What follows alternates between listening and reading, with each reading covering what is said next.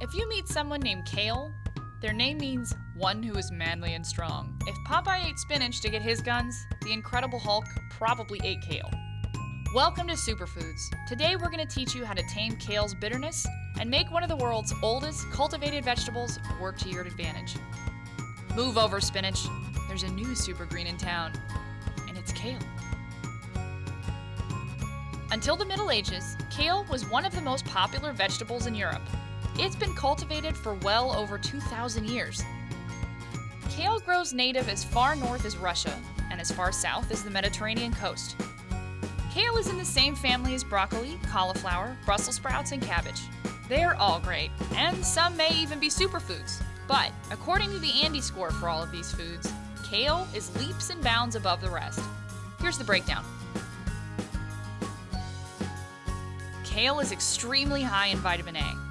A single cup of kale has over 200% the daily recommended value. Vitamin A promotes healthy eyes.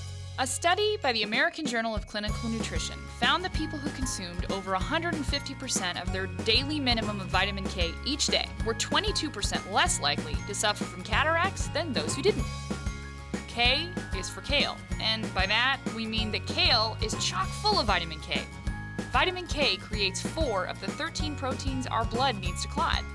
It's also vital to bone health. A 2001 study by the Nutrition Journal found that people who consumed less than 120 micrograms of vitamin K per day of their daily value had about 10% lower bone density than those who consumed over 120 micrograms. And 1 cup of kale has 547 micrograms. You're covered 4.5 times over. Now let's compare kale to Popeye's favorite, spinach. You can use kale instead of spinach in any spinachy recipe, and here's why you should sub in that kale as much as possible. Even though spinach is famous for being iron-rich, kale has more.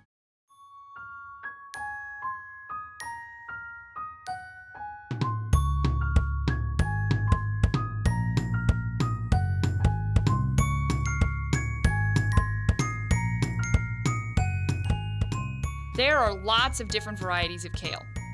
The most common are Russian kale, curly green kale, and Tuscan kale. Tuscan kale is also known as Cavolo Nero, dinosaur kale, and black kale. All types are good, as far as nutrition is concerned. But the Tuscan kale is sweeter and nuttier, whereas the curly kale is far more bitter. And red kale falls somewhere in between.